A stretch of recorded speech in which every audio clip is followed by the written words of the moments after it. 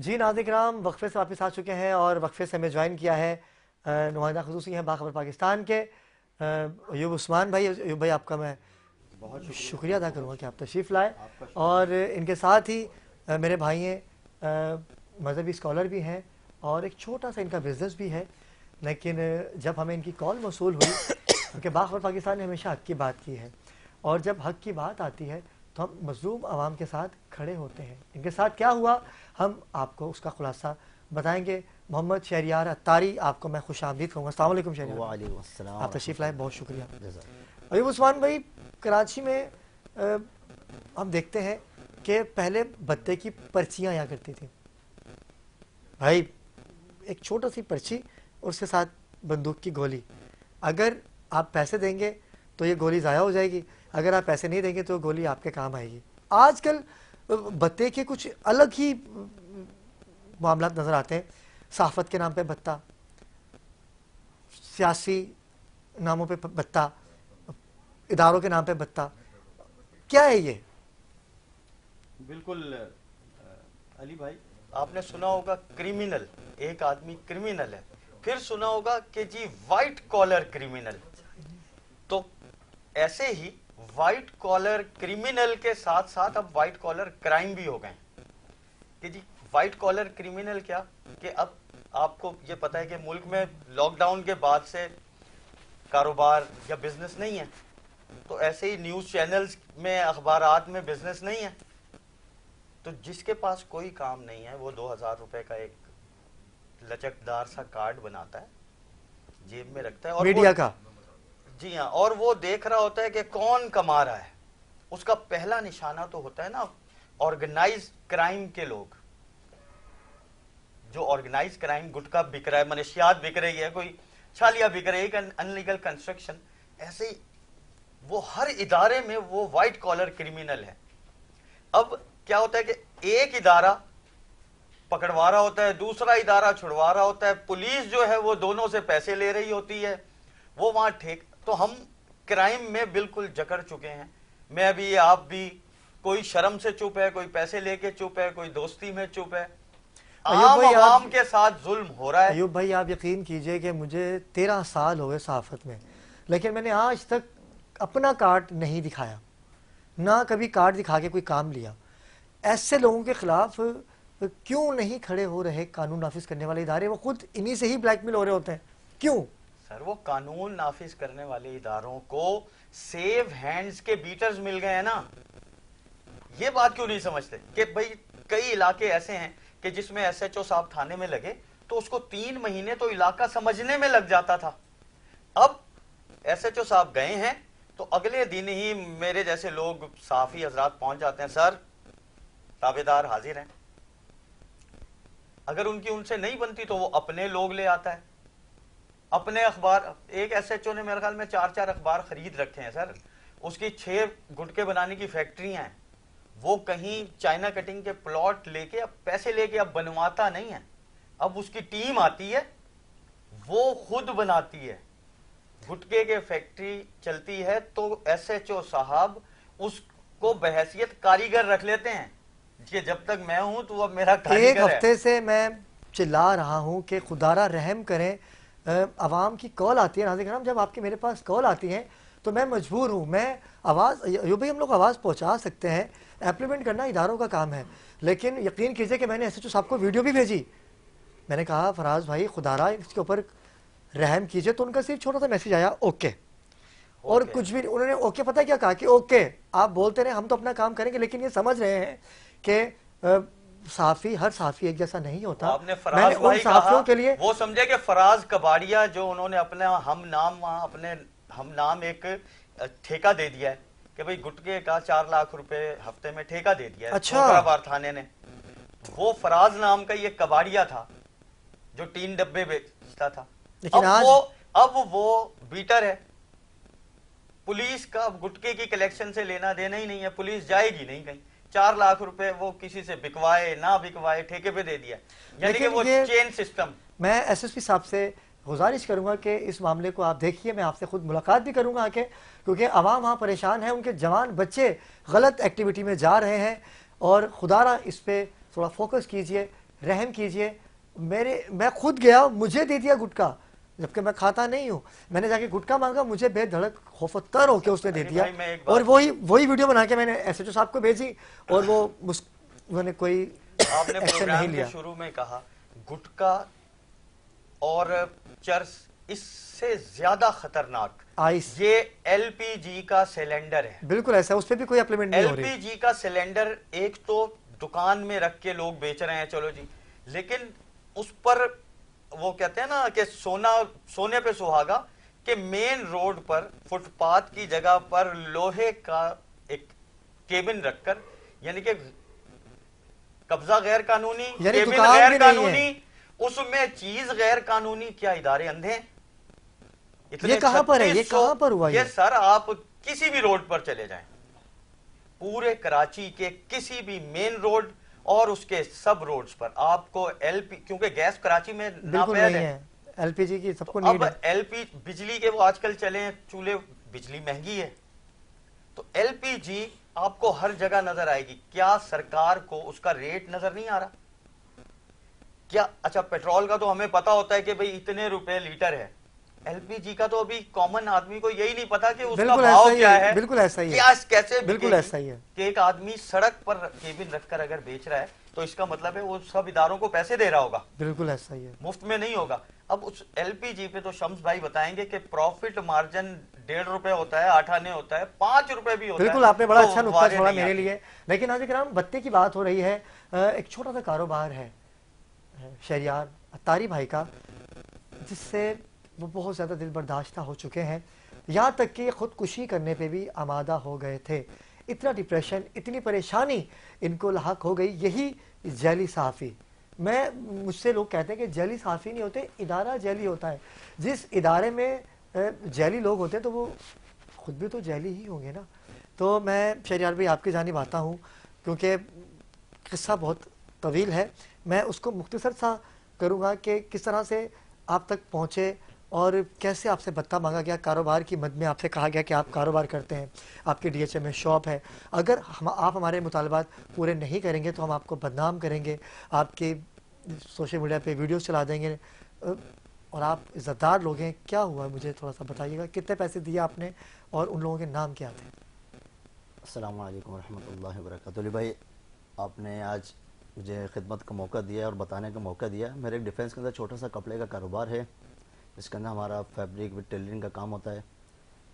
कुरेंगी के हम रिहायशी हैं।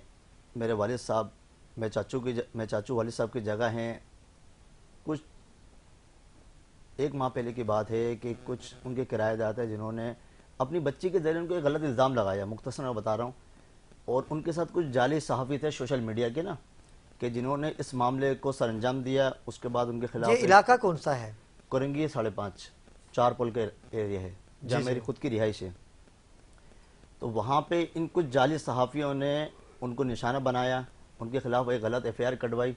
उसके बाद उन्होंने मुझे टारगेट किया, क्योंकि मेरे चाचू का अपना कोई ज़ाती बिजनेस, उनका छोटा सा काम है टेलरिंग का ना, लेटेस्ट काम करते यानी हैं। ब्लैकमेलिंग का आगाज यहाँ से हुआ कि उन्होंने कहा कि आपके वालिद साहब तो है नहीं, चाचा आपके वालिद साहब की जगह ही है, बिल्कुल तो ऐसे उनको ही। परेशान करेंगे तो ऑलरेडी आप परेशान होंगे। अब उन्होंने ये टारगेट बनाया कि मेरे चाचू का नाम सरफराज है, जिनको उन्होंने टारगेट बनाया, उनके किराएदार थे, बच्ची के जरिए उन्होंने इस मामले को सरअंजाम दिया, एक गलत इल्ज़ाम लगाया। हम 1965 से कुरेंगी 5.5 4 पुल पर मुकीम है, जबकि किराएदारों का मामला ऐसा है, ये हमारी पुलिस भी कहती है हमेशा तहकीक करके जो ही किराएदार रखना चाहिए।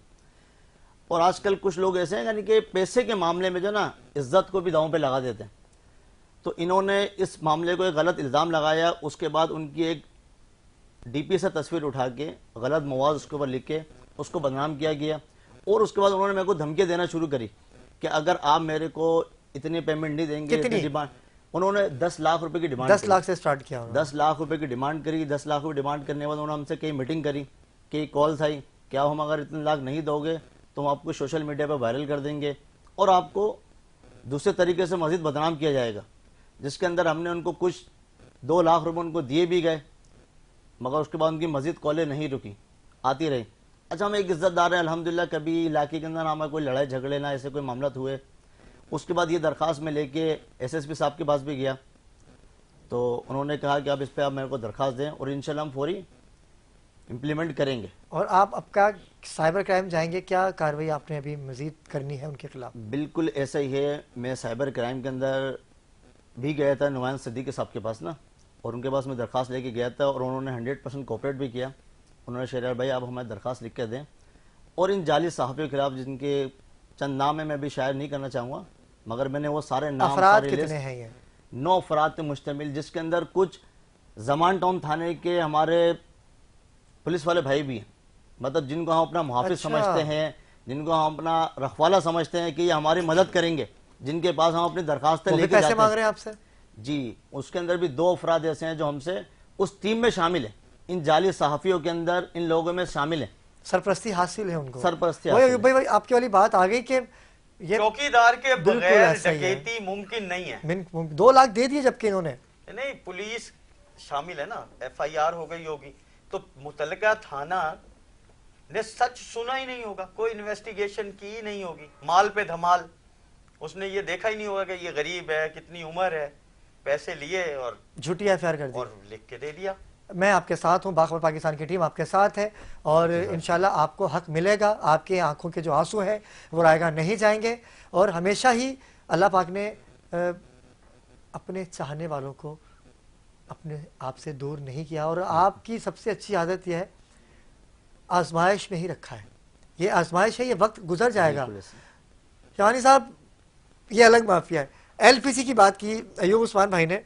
देखिए, पेट्रोल डीजल की तो हम बात करते हैं कि भाई आज 4 रुपये बढ़ने वाले हैं, 4 रुपये कुछ पैसे, नाज़रीन किराम अल्लाह करे कि ये मैं बता नहीं सकता कि सरकारी कीमत जो पेट्रोल की है वो उस पर मिल जाता है, लेकिन LPG की जो सरकारी कीमत है उस पर वो क्यों नहीं मिलती? क्यों? LPG देखिए, LPG यहाँ पे प्लांट्स वगैरह लगे, LPG यहाँ पे अवेलेबल ही नहीं है। ताफ्ता ईरान बॉर्डर से आता है, और यहाँ पे जो इनके ये भी स्मगलिंग होती है ना? ये भी स्मगलिंग अच्छा, ये भी स्मगलिंग होता है। LPG जो वहाँ से आता है, एक फैब्रिक आता है जो लीकेज वगैरह भी नहीं होता है, ब्लास्ट नहीं होता है, वो ईरानी होता है, वो ओगरा से 1 साल का टैक्स देते हैं, वो ठीक होता है। बाकी जो ये ब्लास्ट वगैरह हो रहे हैं, ये सारे पाकिस्तान है, लोगों ने धंधे शुरू किया है, ये सारे ब्लैक में बेच रहे हैं, और ये जो किलो के हिसाब से आए दिन आप देखते हैं कि हर जगह ब्लास्ट हो रहा है। तो LPG वहाँ से या एक्सपोर्ट इंपोर्ट में भी करोड़ों खरबों का बता दे के हमारे तमाम तर पाकिस्तान में ब्लास्ट करवाए जाते हैं, इसमें लाखों लोग मरे हैं, उसको भी लीगली तरीके से देखे। अब ईरानी तेल है, LPG है, अल्लाह ताला ने अभी हमारे अच्छे ताल्लुकात बना दिए ईरान के साथ। आप ईरान के साथ मुआहदा करो, ईरानी तेल को ले आओ, पाकिस्तान का रेवेन्यू जनरेट बढ़ेगा, LPG को भी कानूनी शक्ल दे। क्या है, अच्छा ये क्यों शक्ल नहीं दे रहे, मैं आपको बताऊं। कस्टम वो है, कस्टम है, कोस्ट गार्ड और पुलिस का बत्ता बंद हो जाएगा। 5 अरब जो बत्ता लेते हैं, आपको पता है कि 30 रुपए वहां से ईरान से आता है, 30 रुपए का, यहां से आते आते 80 रुपए बत्ता देते हैं, फिर पहुंचता है आपका कराची पे। आप खुद सोचें कि अरबों रुपए, 5 अरब का बत्ता FBR चेयरमैन को जाता है, तो हमारा पाकिस्तान क्या करेगा? सरकारी कीमतों की बात की जाए तो पेट्रोल जो है हमें सरकारी कीमतों पे मिलता है, डीजल जो है वो सरकारी कीमतों पे मिलता है, CNG में मिल जाती है। अच्छा, CNG में तो कम पैसे भी हो जाते हैं CNG में, और भट्टी का जो तेल है वो भी हमें सरकारी कीमतों पे मिल जाता है। LPG जो है कहीं 10 रुपये ज़्यादा है, कहीं 20 रुपये कम है, कहीं 25 रुपये ज़्यादा है, और कहीं सरकारी कीमत ही कॉमन बंदे को नहीं पता कि इसकी सरकारी कीमत क्या है। मैं वही आप पूछना चाह रहा हूँ शिवानी साहब से। LPG देखें, LPG का चेक बैलेंस नहीं है। अच्छा, एक खता करने की माजरत चाहता हूँ, होता क्या है कि अगर आप किसी से पूछ भी लेंगे ना जाके, तो बदमाशी करेगा, जाओ यहाँ से, जो करना कर लो, हम नहीं बता रहे। ये अलग अलमिया है।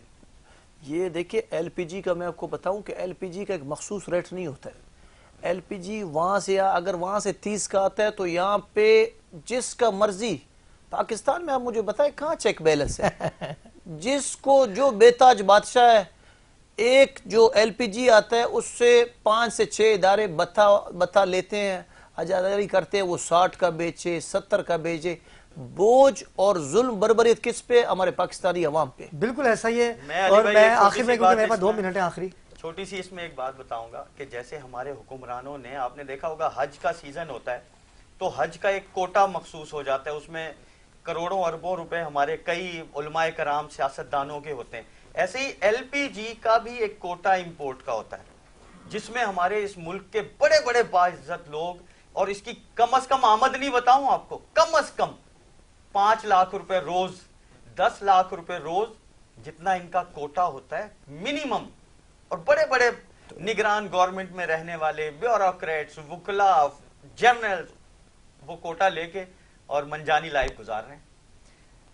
इदारों की एक बात करूँ यो भाई, इदारे तो पाकिस्तान के रखवाले हैं और हर कौम में, हर इदारे में काली भेड़ें तो होती हैं, लेकिन हमने देखना यह है कि पाकिस्तान के लिए कौन, हमारे जो आर्मी चीफ हैं उन्होंने एक मतलब लिखी है आवाम को रिलीफ देने की, जो नज़र भी आ रहा है।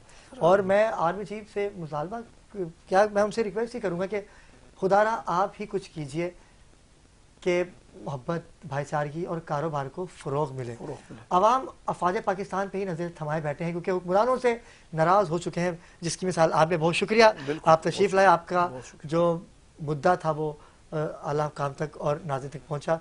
शहरियार भाई, हमारी दुआएं आपके साथ हैं, हिम्मत नहीं हारनी, जब खड़े हो गए तो इंशाल्लाह सच्चाई की ही जीत होगी। ये दुआएं आपके साथ हैं। अयूब भाई, आपका बहुत शुक्रिया, आपने हक़ाइक़ पे अपनी गुफ्तगू की हमेशा की तरह। नाज़रीन, कल एक नए टॉपिक के साथ आपकी खिदमत में हाजिर होंगे, तब तक के लिए मुझे दीजिए इजाज़त। अल्लाह हाफ़िज़।